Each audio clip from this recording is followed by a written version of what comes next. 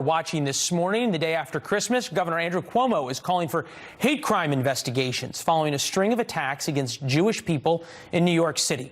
At least 3 incidents have been reported, all since the beginning of Hanukkah this weekend. 2 women have sued Frontier Airlines, accusing the airline of failing to help them after they say they were sexually assaulted. Both women said they reported the assaults to flight attendants, but nothing happened. Plus, it's been 15 years since the Indian Ocean tsunami, and memorial ceremonies are being held in Indonesia and Thailand to honor the victims.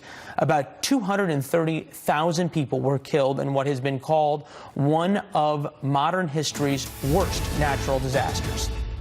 Obamacare under fire on several fronts. President Obama's controversial health care law is facing challenges from the courts, the White House, and 2020 Democrats. Erin Hawley is a senior legal fellow at the Independent Women's Law Center and married to Republican Senator Josh Hawley. Thanks for joining us. Kicking things off, when we talk about Obamacare, it's kind of incredible. It's been almost 10 years now.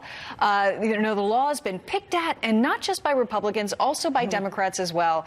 But really, I mean, the courts have done a number.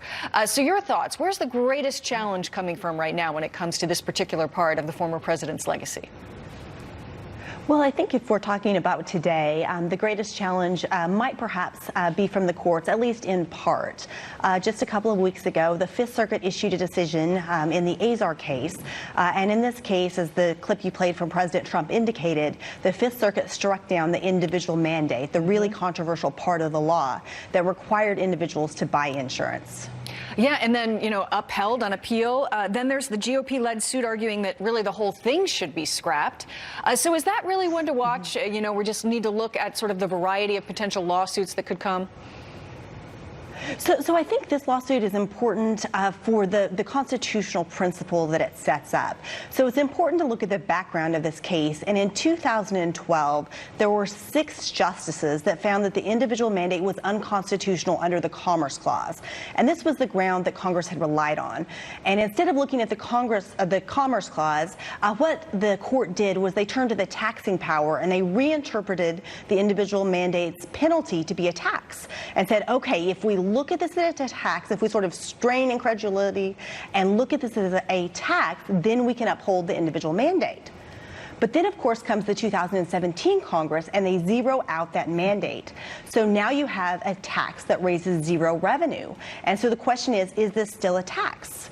And the Fifth Circuit, I think, rightly said no, because otherwise you would have an unlimited taxing power in which the government could require anyone to do anything without being held to the political accountability of actually issuing a tax. Yeah, and we've seen, congressional action in the Senate recently. It'll be very interesting to see what happens after the 2020 elections on this issue. Absolutely. But speaking of the 2020 elections, it's not just Republicans that have essentially gone after Obamacare. Democrats out on the campaign trail have talked a lot about tweaking America's healthcare system, rolling out their own plans. Among them, Pete Buttigieg. He has talked about, well, here's a headline from the Washington Post on Buttigieg, his revamped version. Buttigieg's health plan hinges on supercharged version of unpopular Obamacare mandate. He's talked about essentially what he considers the moderate alternative to Obamacare, offering government-sponsored plan to those who want it, while letting others still keep their private insurance, what they like, that sort of thing. What do you think about sort of the moderate challenge, the tweaking of Obamacare? Well, I think it's certainly true that might be a less drastic step than going sort of the far left Medicare for all route. But all of these proposals from the left are sort of Obamacare, as you said, on steroids. So all of them take what I think is a failed proposal and sort of double down on this. They double down on big government. And I think the Republicans in Congress have the right idea in fixing the flaws to Obamacare, not making it bigger, but making sure that Americans have access to what the name says, to actually affordable insurance while protecting those with pre-existing conditions. Yeah, there's always that question of how does all of this get paid for. But as you mentioned, let's lean a little bit more left. We have a little soundbite. This is from Bernie Sanders. This is from the most recent rally out there talking about Medicare for all. What we have to do is make clear that the function of health care is to provide health care to all and not make huge profits for the insurance companies and the drug companies. And the best way to do that, the simplest way to do that, is through a Medicare for all single-payer program. Now, he's touted his plan, Elizabeth Warren as well, sort of in that more progressive angle of creating health care plans. I mean, is that the threat to Obamacare, that there's a whole contingent of folks in the Democratic Party that really want to see things go further and further and further? I think it certainly is, in the sense that you're seeing the left push toward ever bigger government. And here you have a doubling down and saying Obamacare is not enough. This individually mandated insurance and subsidies are not enough. We need to have health care for all. But again, I think the key is looking at the Obamacare and the failures in that law and fixing them, rather than doubling down on this idea of big government with its $32 billion price tag. And here in the United States, we actually have access to world-class health care. If you look at the statistics, this past year, I think 70% of Americans were able to see a specialist, as opposed to countries with health care for all, like Canada, where about 40% did. So we don't want to throw out the baby with the bathwater. We need to keep our health care at the world-class system that it is, while making it affordable. And I think Congress can work on that. Just realistically, looking ahead, we've seen the players in the game that are out there politically. What do you think will happen to Obamacare in the coming years?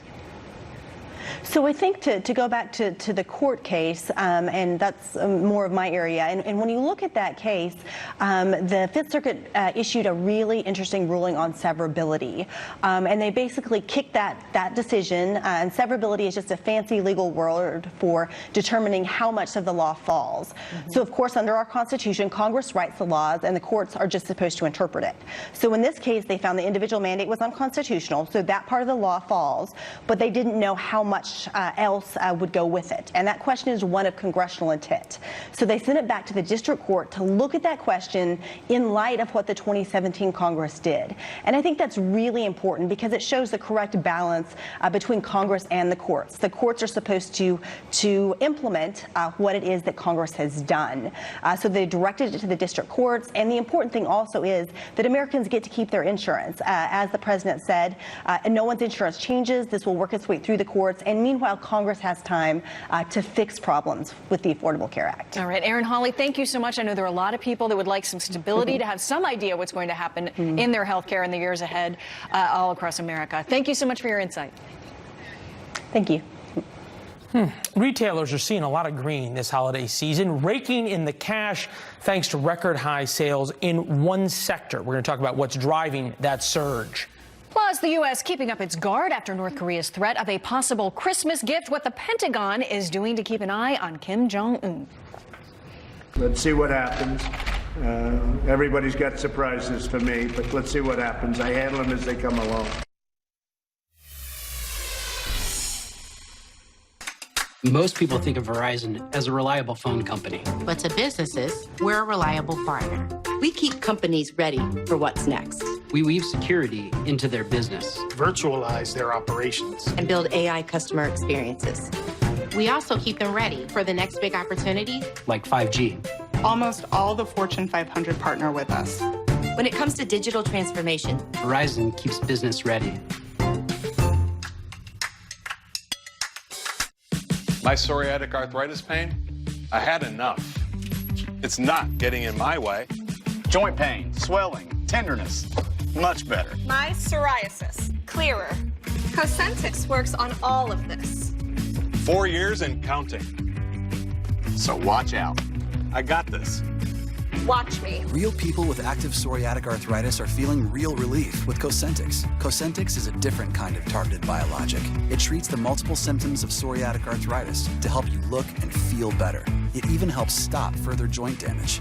Don't use if you're allergic to Cosentyx. Before starting, get checked for tuberculosis. An increased risk of infections and lowered ability to fight them may occur. Tell your doctor about an infection or symptoms. If your inflammatory bowel disease symptoms develop or worsen, or if you've had a vaccine or plan to, serious allergic reactions may occur. I just look and feel better. I got real relief with Cosentyx. Watch me. Feel real relief. Ask your rheumatologist about Cosentyx. We asked our members, why did you switch to USAA Auto Insurance? I switched because I felt like I deserved better customer service. USAA, they understand the commitment that military members make. They return that commitment with service that you can count on. If you've ever served in the U.S. military, even briefly, you could be eligible to join USAA. I heard about it from an Army buddy of mine. So I switched to USAA for a better experience. Being retired, I'm on a fixed income, so I have to watch where my money